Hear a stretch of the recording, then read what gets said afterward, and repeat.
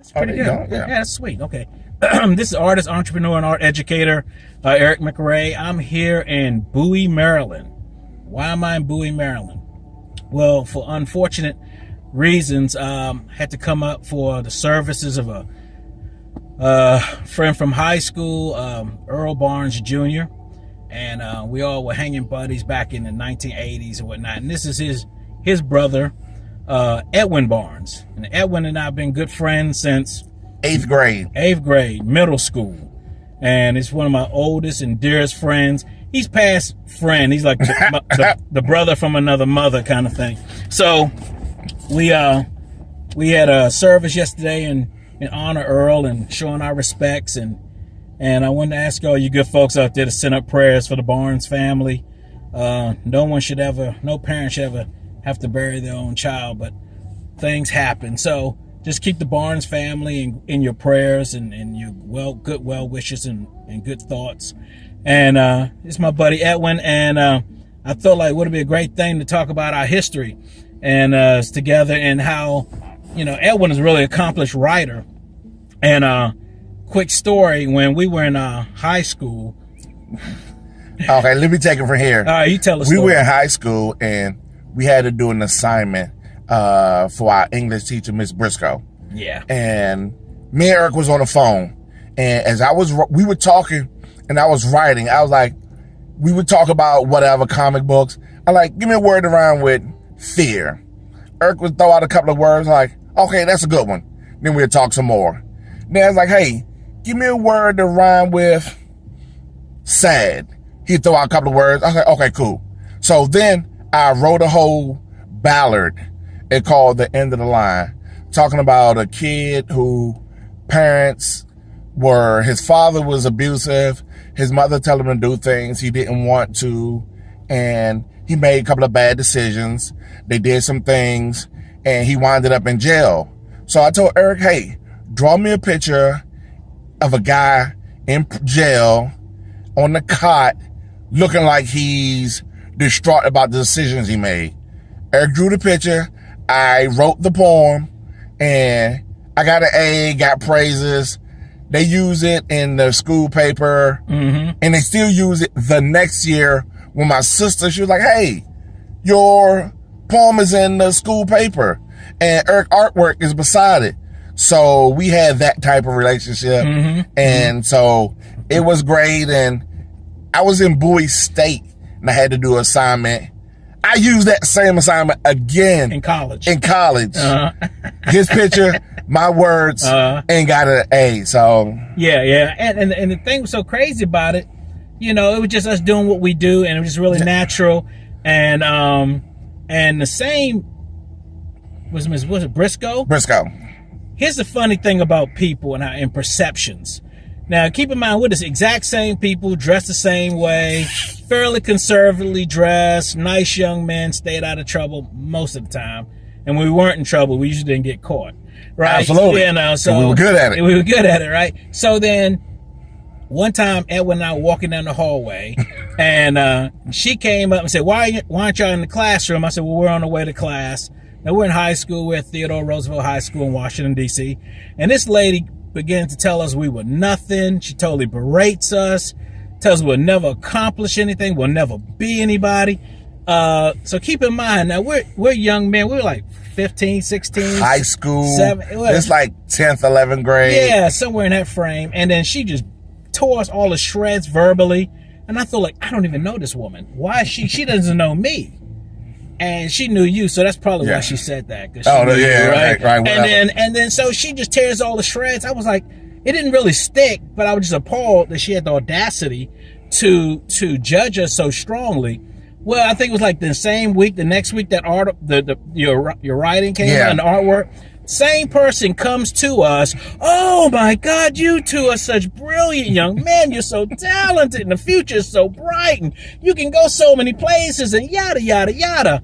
We sitting there looking at him like, whatever, lady. Yeah, okay. Peace out, whatever.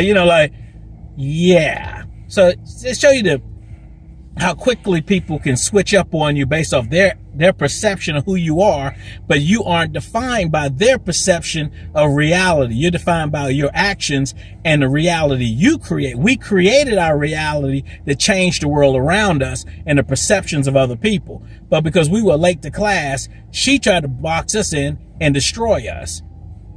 Within a week, she's telling us we're going to take over the world. So she basically neutralized any value she had in my eyes. She was nothing in my thoughts. But the thing is, I already knew what I could do, and I knew what Eddie could do.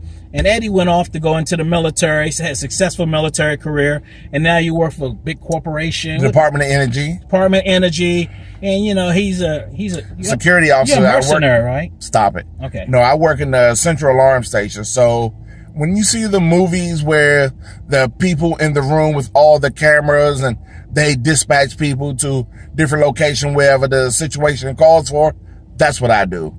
I do that for the Department of Energy. He's a Marvel action hero. No, stop it. And then I'm just an artist guy. So you folks know what me, you know. So I do my thing. And I just want to give you a little talk, you know, share a little bit about, you know, high school and those developmental years leading up to, because matter of fact, Eddie visited Maryland Institute when I was in art school. And the funny thing was, this guy comes in the classroom hanging out with me. He's not taking classes. Let me do this part. All right, go for it. So his teacher was Mr. Economos. Mr. Economos.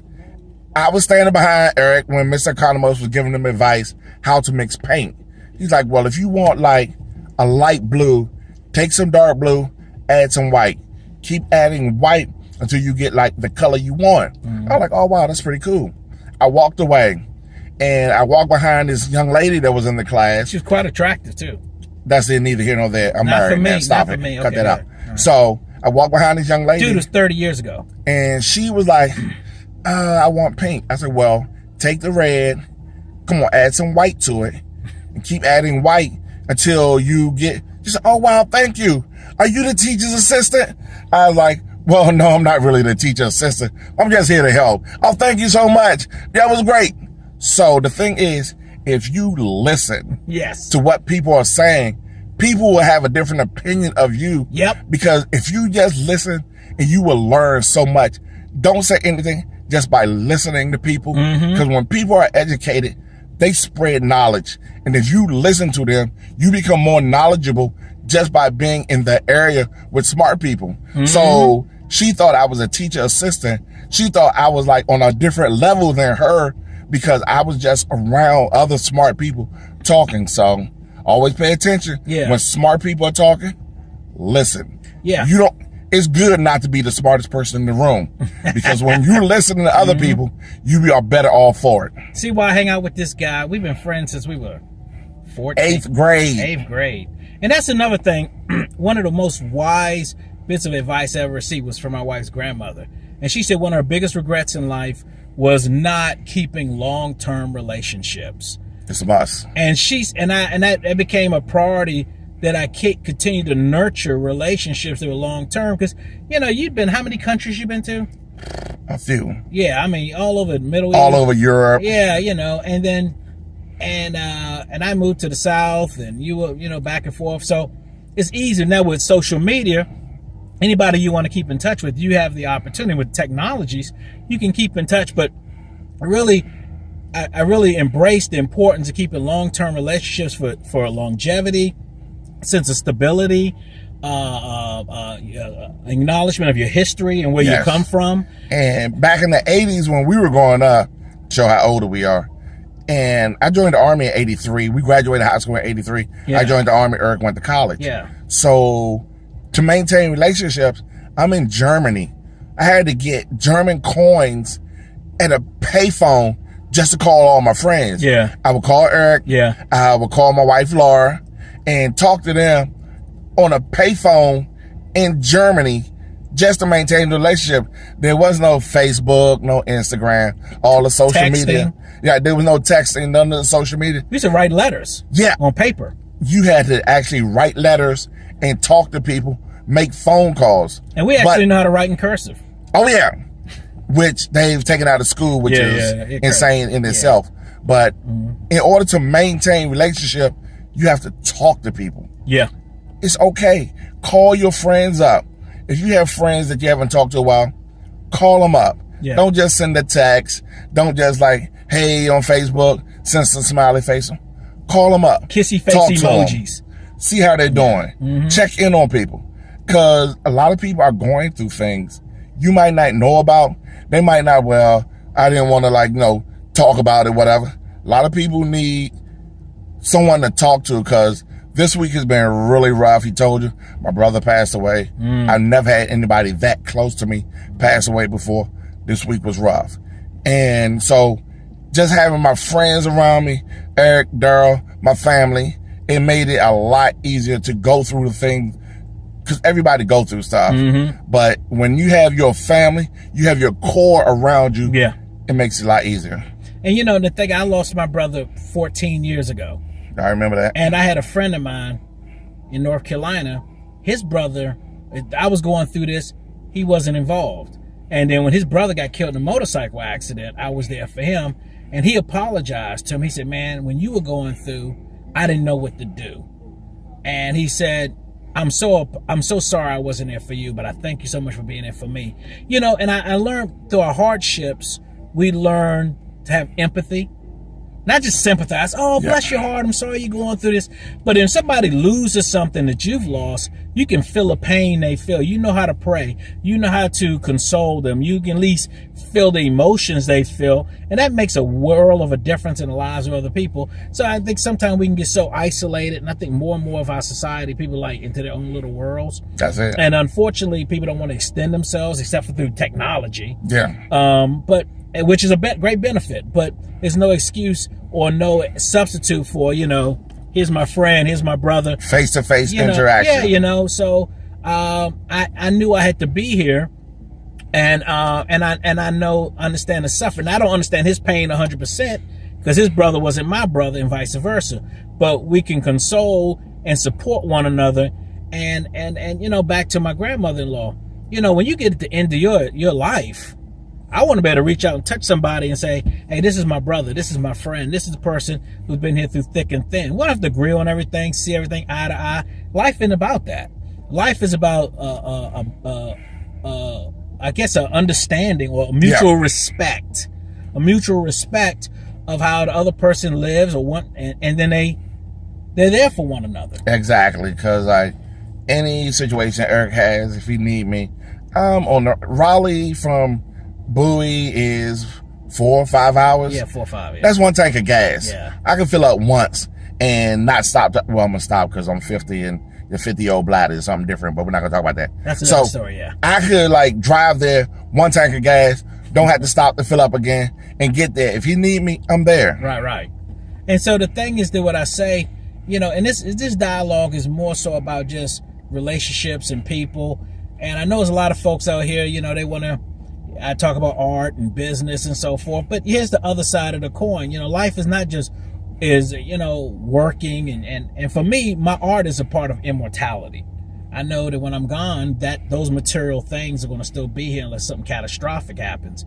But I'm a Christian. I believe in life on the other side. So the thing is that I understand that when I leave here, my painting is going to stay, but the memories, the relationships, the people that were part of my life are going to be part of my spirit, my psyche, and that's going to go with me. So that's what you can take with you when you leave it, is the people, the memory, the experiences, but you can't take the stuff.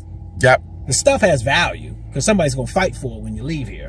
But, you know, that's insane, you know. That's a different story. Yeah, that's a whole nother dynamic. But the thing is, you folks out there who are going to view this and have questions about your own personal relationships, family, all those dynamics are very real. You know, people who are estranged from their children or dysfunctional families, loved ones that, you know, there's a distance, parents, my parental situations. It's so broad, and I know I'm using a broad brush, but you assess your life and say, okay, now I haven't talked to my brother in years. I haven't talked to my sister, or my kids and I are not communicating. What does it cost to say hello? Call, I'm telling you. When you can't talk to your sibling or your parents, you have no idea how hard that's going to be. Oh, yeah. So talk to them.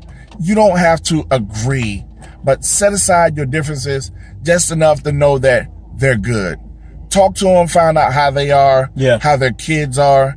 If you know your family are good, then you could build on that. Right. But just call and check in. Yeah. You don't have to call every day. Nope. Just call and let them know, like, hey, me and my family are good. How are you and your kids doing? Right. You're good? Great.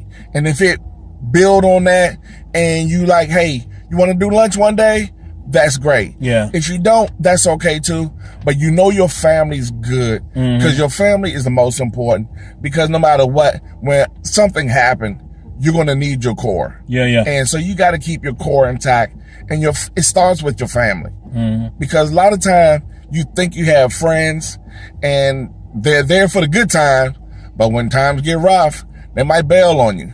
But your family is going to be there, and got to keep your I know Eric is always going to be here for me. Yeah. He's here for me. Story.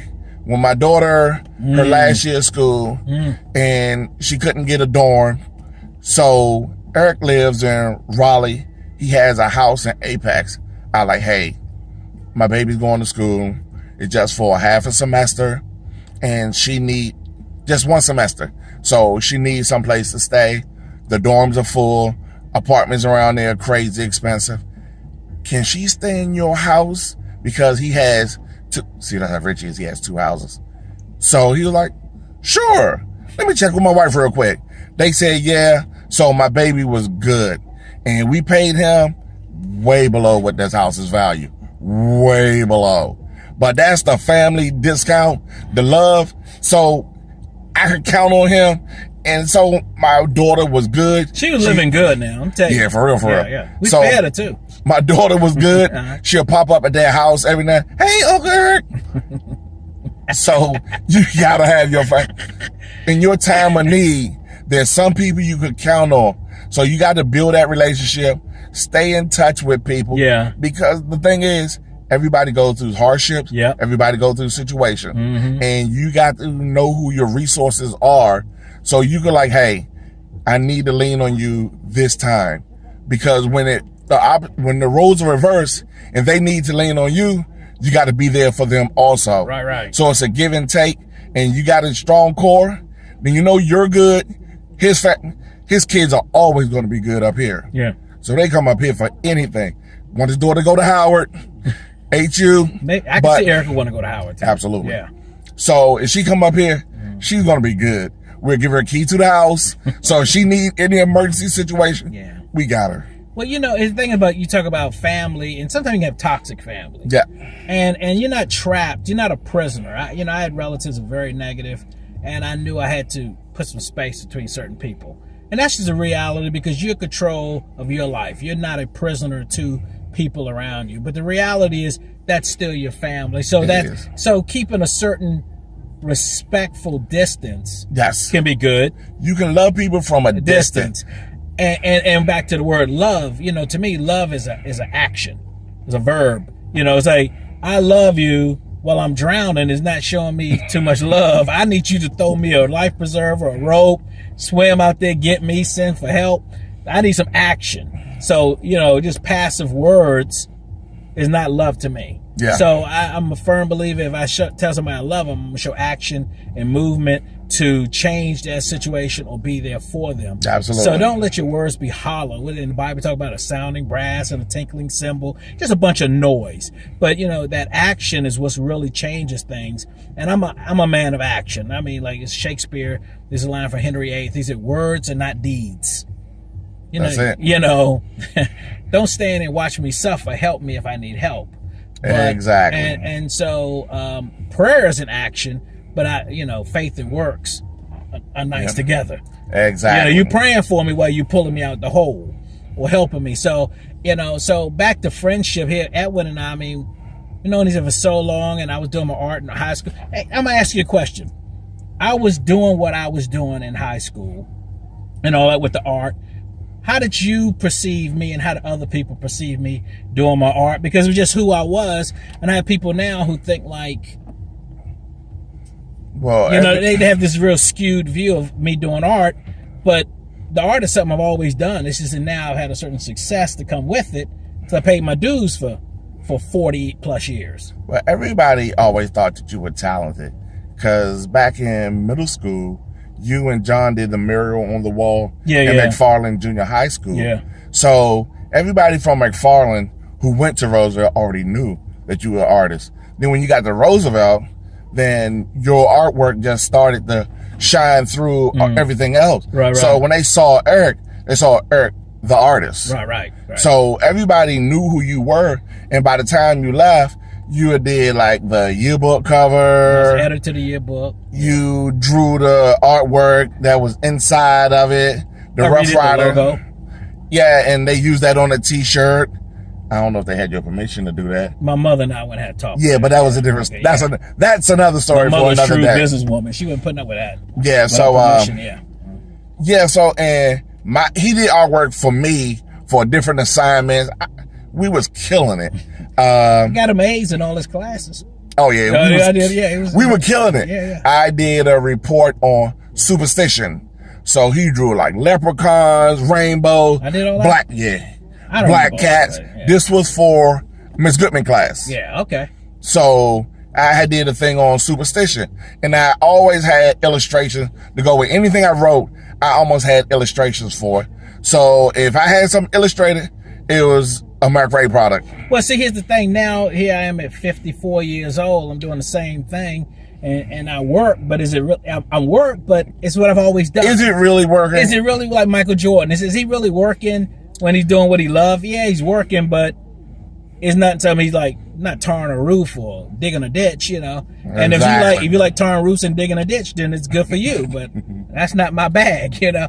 But the thing is, then people I have people now who are critical, like, oh, you do these works for hire, so to speak. Mm-hmm. Well, that's the same thing Michelangelo did, Picasso did it, you know, Warhol. And since I've always done, since I was in elementary school, is, you know, create things inspired by back when he was drawing on his mother's wall with a crayon is where it all started. Yeah. But his mother saw the talent in him. Yes. So she gave him a wall in the basement. Yeah, I drew that. Had a wall in the basement that he was allowed to express himself and draw anything he wanted. Yeah. On the wall in the basement. Yeah. Because his mother knew he had talent. Yeah. So she fostered it. Oh, yeah. Remember that when you see your child doing something, you be like, why are you doing this? He may have a talent. He or she may have a talent. Yeah. Foster it. Yeah. And a lot of times I have people who try to squelch that in their children. Exactly. They're fearful that they're going to starve to death or something. But the thing is, that's no different if your kid goes to church and sing, or they're in a choral group. Doesn't mean that they're all going to try to be Beyonce. It's just think that's how they express themselves. So why try to steal somebody's joy or their purpose or their calling from them? Allow them to flourish. And so now my children are showing interest in art, and now I'm like, oh, okay. So and nothing I really encouraged, because I didn't want them to feel obligated because of me. Right. But now I'm going to nurture that in my daughter. And so, you know, we're just kind of, I guess, crossing 40 years of time here. And, you know, Eddie was always the guy who was like the real cool guy. The girls always liked him, and super athletic. And you know, we mix it up with people sometimes when people get a little loud. You know, that's life in the city, you know. Guys get a little rambunctious, and we had to handle them, you know, a little bit, you know, straighten some folks out. But as a whole, we stayed out of trouble. Yes. And we were never arrested. Never arrested. For anything we did. Never arrested. Never arrested. No jail time, none of that crazy stuff. But, you know, guys will confront you, and then we have to... We just dealt with situations. We dealt with situations. Growing up in the big city. Yeah, big city. You had to say the least. So the art's there, and making the art, and then that was just kind of a lot of how I lived and what I did. I mean, what would you share to folks as we close out about what I did, and where do you see the continuity? One thing I would close out was when you see your friend for who he is, because I told Eric I was going in the Army. Eric was like, wow, maybe I should go in the Army. I said, I'll beat you in your head.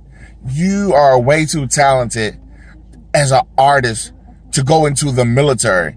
That was for me. Right. I was all about it. He's a soldier. I was like G.I. Joe. Yeah. I was with it. But Eric, I know you had like a different path. You had a different road to go down. So if you see your friends and you see their talents, don't let your friends waste their talents. if you see that they're doing something good and something that they're really good at, help them foster that. Don't let them waste their talent. Like, so if they want to go and do something, like, no. Nah, dog, you don't do that because your lane is over here. So I had to like almost punch Eric in the head because he was talking about going into the military. I was going to join the Navy at one point. Yeah. That, first of all, Navy. He's an Army guy. The Navy. I wanted that that Richard Gere, Stop it. Shut that. I wanted the white suit. Shut up. Yeah, that's crazy. Okay. But the thing is, so always think about your friends when they make a decision. Don't let your friends make bad decisions. You just prejudice against the Navy. But he was right in a lot of ways, and I had other folks tell me like, "Nah, you're not military material." I'm very like, I was really, but anyway, that's a whole nother story. But that's neither here nor there. Yeah, that's neither here nor there. But I really appreciate Edwin in that sense of encouraging me and always been so supportive. How many of my paintings you and your lovely wife own? Oh my God, let me see. We have one in jazz series. Yeah, big jazz painting. 2 hearts. Yeah, heart paintings. Yeah, for my girls. I have one painting that I absolutely love. 2 Southern girls. I have 2 daughters. Yeah. That's great. That's hanging in our front hallway as soon as you walk in the door. And the latest addition is Black Dog. Y'all seen that in my studio probably. And my wife had a dog when she was younger. But when she went into the military, her mother had to take care of the dog. And yeah, that's another story too. Yeah, he mysteriously disappeared, right? So now she's allergic to dogs, so we can't have a dog in our house anymore. But now she will have a black dog in the house, thanks to Eric McRay. Yeah, and there was a painting I did of my mother's dog, and she loved that dog. So I guess when I painted that was my own way of celebrating my mom or dealing with some of my sorrow. But I don't think it's a sorrowful painting. There's a lot of joy in it. But I think even my sad paintings look happy. Yeah. I'm blessed. I'm a very blessed man, and I try to put a lot of joy in my work and I always see the light at the end of the tunnel and the silver lining in every dark cloud. Yes. And so I think that shows in my work, and I'm thankful to everybody out there who's collected my work over the many years, and I appreciate you, Edwin. Appreciate your friendship. I appreciate the love and the support you've shown over the years and your encouragement. Your wife is fantastic. You're a great family. Good people. Never felt at any time I wasn't welcome among your family. And for me, I don't have any immediate family anymore. My father died in the 70s. My brother died about 14 years ago. My sister passed around 10 years ago. My mother passed 3 years ago. So it's just me and my wife and my children. So that I guess that back to that core and that connection, it helps keep you grounded in a world that's constantly changing. And change is part of life. My children refer to him and his wife as Uncle Eric and Aunt Beth. Yeah. So and so that I don't have any biological brothers, but this is like my brother here. So so I'm always thankful for that. And like we were together at Christmas. Right. I mean, it was like Christmas was fulfilled because I got a chance to see you and your family. And so to close out, we talked about a little bit of my history, talked about a little bit about art, encouraging your young people, finding your purpose, finding your direction, embracing your calling, keeping connections with your friends and loved ones, getting past baggage and toxic people, as well as embracing people you do love. Humble yourself and allow yourself to extend yourself, because you're going to regret it when they're gone. Yes. When that door closes, it closes. That's it. It's gone. There is no tomorrow. Yeah, it's gone. And so now you got to go forward, but you got to still deal with the baggage or some of the regrets of the past. And I'd rather have regrets of stuff I've done versus regrets of stuff I didn't do. Yes. And I've tried to live my life like, maybe I shouldn't have handled it that way, but at least I had the heart to try. Right. And, I'm never embraced being a coward. You got to use wisdom in your decisions, but being gripped by fear or the willingness not to accept change, you can never fulfill your life. Because when I was in the Army one time, we was on an exercise and we were ambushed, and our lieutenant, who shall remain nameless, he was overwhelmed by the situation and he did nothing. So the evaluators told him it was better you made the wrong decision than to stand there and do absolutely nothing. Because if you're standing and do nothing, you're guaranteed to fail. Even if you do the wrong thing, you still may have a chance to success. But to do nothing is failure guaranteed. And you see why I hang out with this guy? Surround yourself with people with the right kind of mindset and the right kind of drive to help you get what you. If you're around people that are always talking down. Matter of fact, I ran into a guy not too long ago, and he was so negative, Eddie. I literally told the brother, I said, look, we can't hang out anymore. You want to keep people with negative energy out your life. Yeah. Because the energy you put out is the energy you get back. When you put out positive energy, that's what you get back. Yep. If you're with somebody that's putting out negative energy, that you absorb that. That gets into you. The next thing you know, you start to talk negative. And then you start drawing other negativity to you. Oh my God, it's the worst. And also negative energy is the worst. It's like you're stinking, you're drawing flies.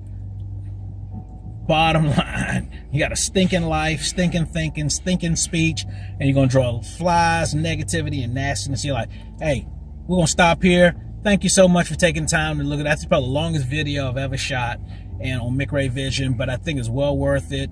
This is rich. You know what, dude? One day our grandchildren will look at this video. And with me closing out, every day above ground is a good day. Yep. Because every day you're alive, you have the opportunity to go forth and do great things. You got it. Hey, follow me on Twitter, Instagram, LinkedIn, YouTube, Facebook. Look for us on the McRay Studios or Eric McRay. You can check me out on my website, ericmcray.com, to see my artwork. Go to all my social media. If this content is being a blessing to you, find it encouraging, worthwhile, please share it with your friends, your family, whoever. Take time to just look at this over and over. Let some of this stuff sink in. Don't let it just roll off of you, because there's some really valuable stuff and life-changing stuff here. And this is how I live. And people ask me, why do you smile? Why do you walk the way you walk? These are the principles and the guidelines that I live my life by, and it affects not just me, but the people around me. So thank you so much. We appreciate you, and keep in touch. Take care. Let's say, here comes my hand, and we're going to turn this video off. Boom.